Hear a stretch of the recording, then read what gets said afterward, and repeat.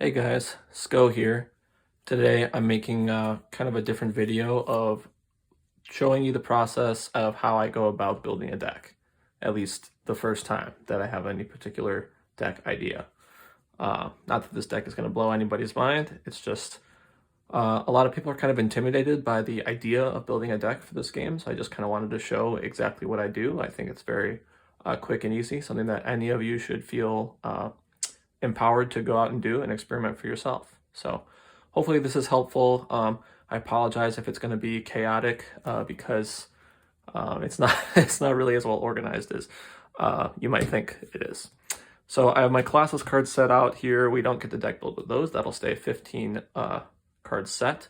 I decided I'm going to build a Justice deck. That's an aspect I haven't played Colossus with yet, and I wanted to try it out. So I figured I would record it and kill two birds with one stone. The main drive towards wanting to play Justice with Colossus is twofold. One, I really like flipping because both sides of my ID have powerful abilities. We like grabbing this 6-card hand size as often as we can. We like recurring this tough over here as often as we can. If we get Peter's Studio into play, that's a really awesome card. And X-Men in general have all those cool supports. So I want to be able to flip very easily, and also my kit has very little thwarting in it. But has almost no like actual thwarting. We just have some things that are like pseudo thwarting. We have Armor Up and Steel Fists, which are all basically 5 copies of Confuse. So we have really good, we have pretty good main scheme control with those kind of pieces. But we definitely struggle with side schemes or maybe when the threat just spikes for some reason. So I'm hoping that Justice is going to cover that weakness for us.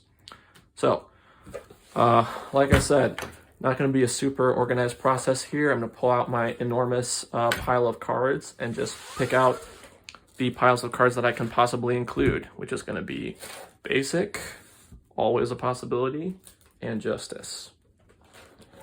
So hopefully this will make you not feel too much less of me because I am so unorganized, but my aspect cards are actually almost not sorted at all. I just have the unique cards all towards the front of the pack, and otherwise they're organized in sets of 3. So anyway, my whole deck building process basically only has 2 steps. One is looking through every card that is possibly playable and pulling out everything that I think kind of makes sense. And then I just kind of cull that remaining pile of cards down until there is only 25 of them. So I'm going to show you exactly what that looks like. First of all, we're going to take our basic resources because they're pretty much always awesome. Later on, I sometimes will briefly think about taking those out. Fortunately, we can't play Colossus because that is me. The X-Jet is going to be pretty solid include, so I'll toss that in for now. Professor X we really like because he's a source of confuse. Utopia, we are probably, I mean, this card's broken, so we're going to play it.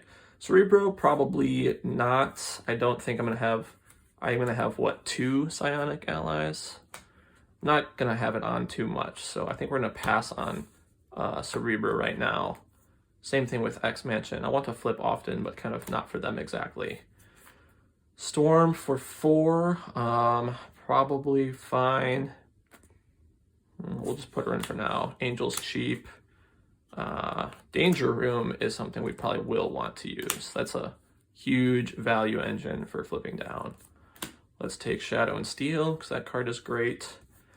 And I love me some game time, especially if I am going to be playing some training, so I'll throw those in right now. I'll probably just keep this deck have a pretty high density of actual X-Men allies, so I don't think I'm going to need Honorary. And we are into the reprints and some allies. Okay, so people have definitely sold me on Lockjaw in Colossus. It is a really solid guy to fall back on. I am not feeling very drawn to any particular non-X-Men allies.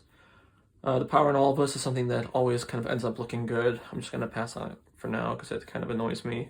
Same thing for Ironheart. I just want to play more X-Men. Nothing here is really grabbing us. We can't do Quinn Carrier, but we have our X-Men version of it already. Then there's a bunch of team-up cards that we can't play. And eventually we're going to get into the normal pile of basic cards. And, you know, not a lot of these are going to jump out at us. We don't need recuperation, can't play ingenuity. Team building exercises we're thinking about if we're going to play a bunch of X-Men, so I'll toss a copy out. Plan B is something I always like to kind of consider, just have extra cards. Unshakable, I do not like very much, not gonna lie. Not too good, not too good, don't want to risk that. Okay, not gonna be playing a lot of spies. Tenacity, hilarious. And vulnerability, honestly, could be worth thinking about. So let's pull it out. Probably don't need endurance because I have a bajillion health anyway. I'm gonna say that X-Jet is okay for resource generators. Not going shield here. I like using my basic powers. Not a civilian, don't need this guy. I'll have justice to do better thwarting than this. This is too kind of expensive for me. Blah, blah, blah. We kind of get the idea. The justice cards aren't supposed to jump out at us anyway, really.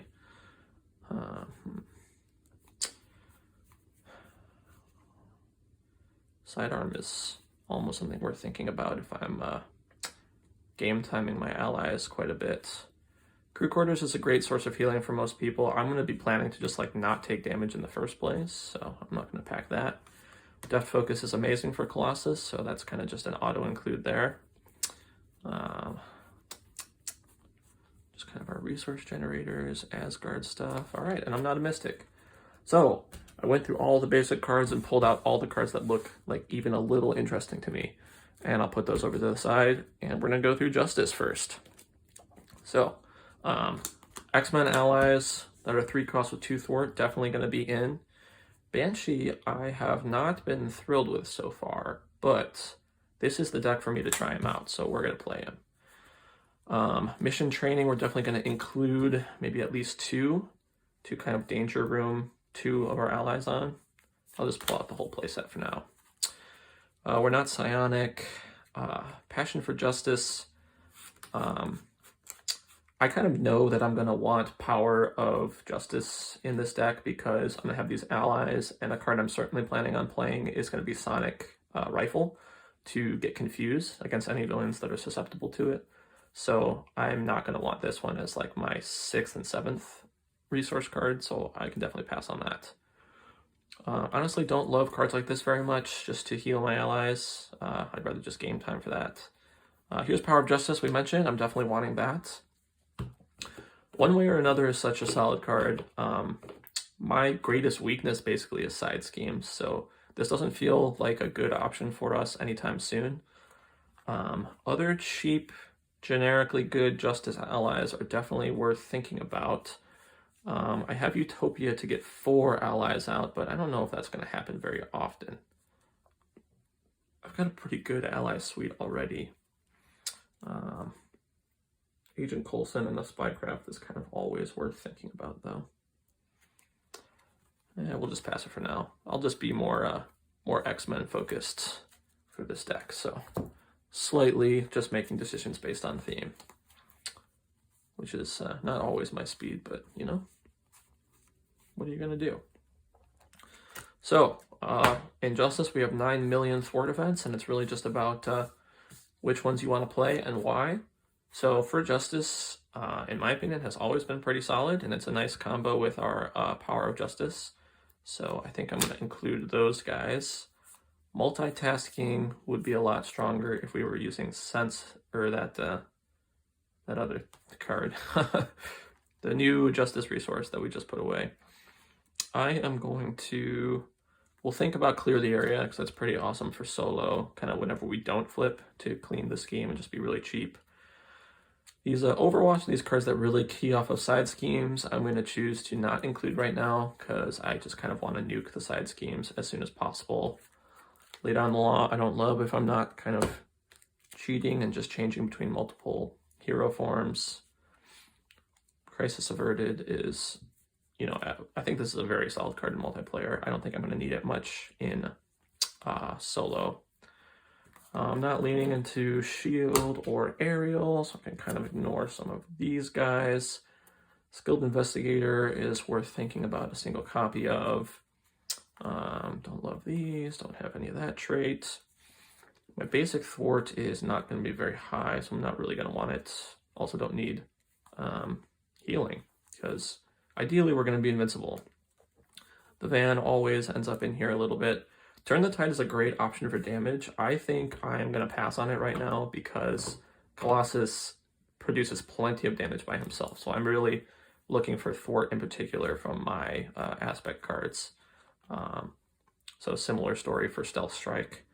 Heroic Intuition, I'll think about. I can get the 2 thwart in kit. That gets me to 3. That gives me like pretty awesome uses of my basic power. Impede is something that might beat Clear the Area for us, just as like one additional thwart and something that combos more directly with the Power of Justice. I'll definitely think about it. Concussive Blow gives me Confuse, which I want, but it's gonna kind of just be directly outclassed by Sonic Rifle, which I think is gonna be enough for us. Foiled, I'm gonna plan on just being covered by Sonic Rifle kind of things. Sense of Justice is pretty much always worth throwing in, especially when we're doing one of these things where my Justice cards are just a pile of thwart events to help me out with stuff. Sonic Rifle, we are definitely going to be interested in, maybe all 3 copies. We defeat minions, little too conditional for me. Don't need readies too badly. Followed is a good way to dip into some damage, but I've kind of decided I don't need that. Chance encounter to tutor up an ally is something worth looking into, but I'm just deciding to lean out of side schemes. So I'm just kind of making the executive decision that my aspect cards don't need to do a lot of side scheme interaction, that they don't need to produce a lot of damage. I'm just going to take that all from my hero kit mostly. Now I want to take this pile of cards and reduce it down to 25 because we have a 40 card deck that we can play. 15 of those cards are spoken for. So I want to have a minimum of 25. And, you know, I kind of like to keep to that minimum when I can. So I'm going to lay cards out and I want to kind of organize them in order of like essentialness. So invulnerability is definitely something I'm just trying. I definitely like this resource suite. Def Focus is super good for me. These I'd call on the border. Lockjaw is kind of a universally good Colossus card because once he's in the discard, it'll let me just pitch any hand for him, which is like a pretty good turn. So that'll be solid for us. Game times are pretty high value for us. We're going to kind of weigh those kind of alongside the whole training package and see how we feel about that in general. Shadow and Steel, I don't actually play team-ups super often, but that is a super powerful card, so we're going to include it for now. We've got Cheap X-Men Ally, Confuse, we've got Utopia, which is a ready and potential extra ally. I've got Lockjaw chillin', who's going to ruin that, so maybe not a huge deal. She's 2 thwarts and an X-Men, probably worth. And the X-Jet is another source of resource generation.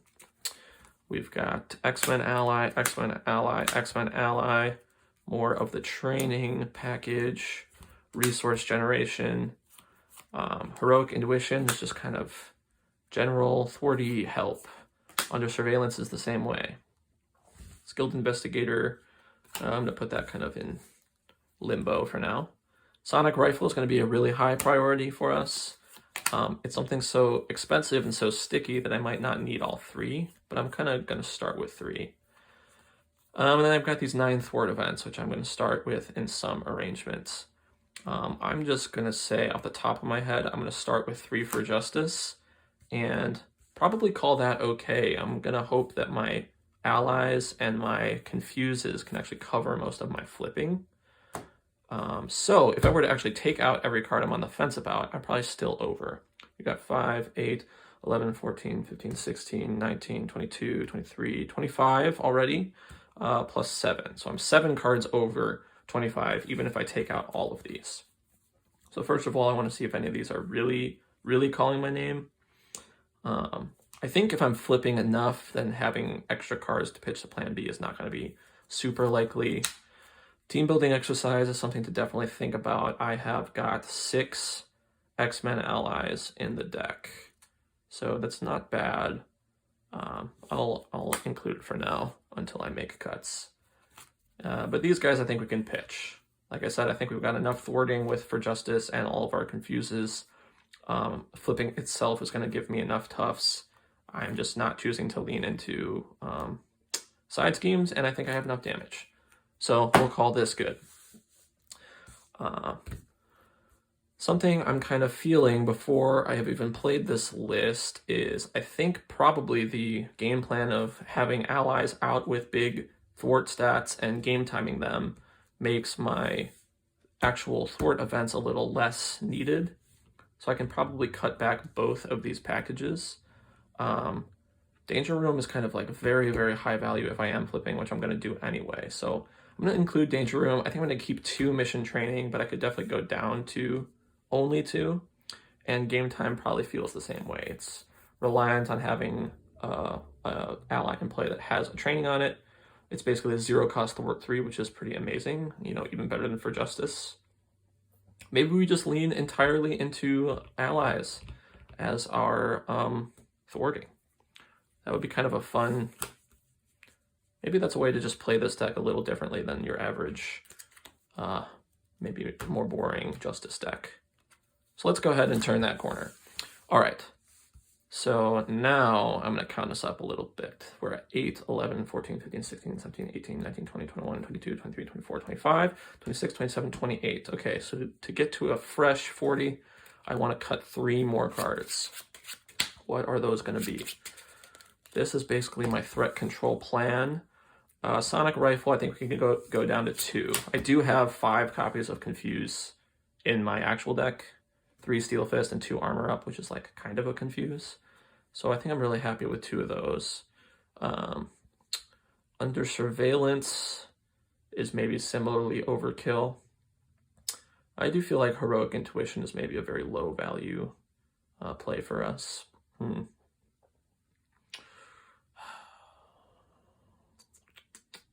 This is the interesting part where I just think silently instead of creating good video content.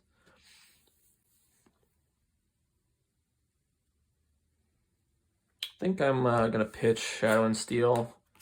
I just kind of don't love team up cards in the first place. Doesn't feel like exactly what I want to do. I think I've got plenty of damage and damage prevention in the first place.